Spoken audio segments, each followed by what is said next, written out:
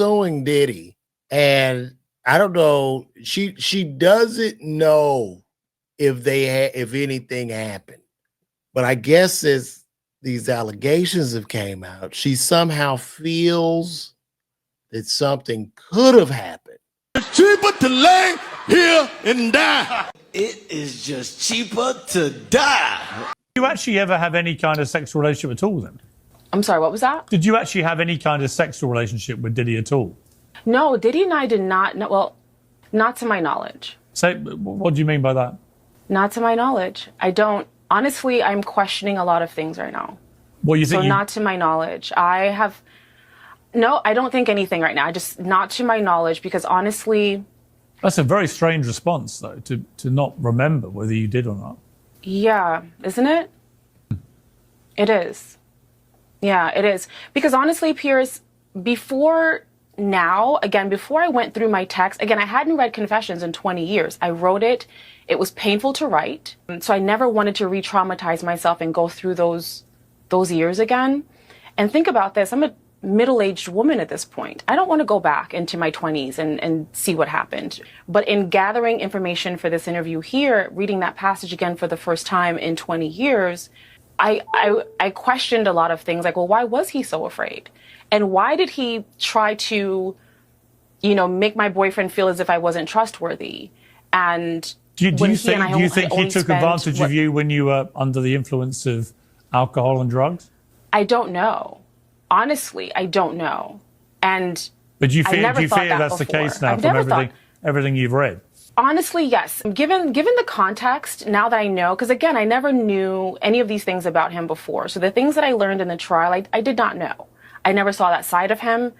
I did not know. I never understood. And again, in 2005, when I published Confessions, it says I didn't understand why he was so fearful of me, because our time together was pleasant. And I was like, wait, what is he so afraid of? What does he not want me to tell? I didn't see anything at that point. At that point, I hadn't seen anything. At that point, we had, I thought, just a friendly, platonic night together. So I was confused then. And 20 years later, I'm confused now. So to my knowledge, I've never had sex with Sean Combs. We never had that kind of relationship.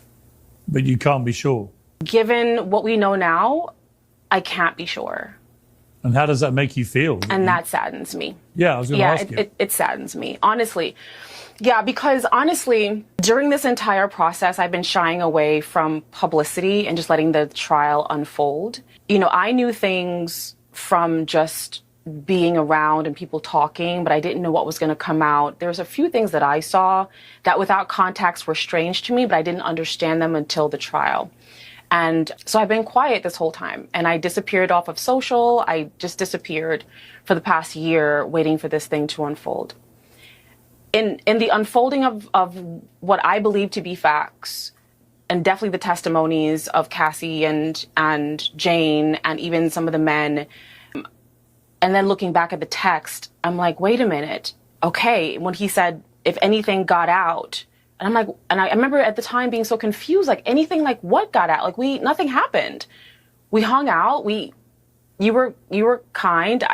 At some point I went to sleep. I don't know when, but I woke up and then we had breakfast and you were kind and I left. Nothing happened.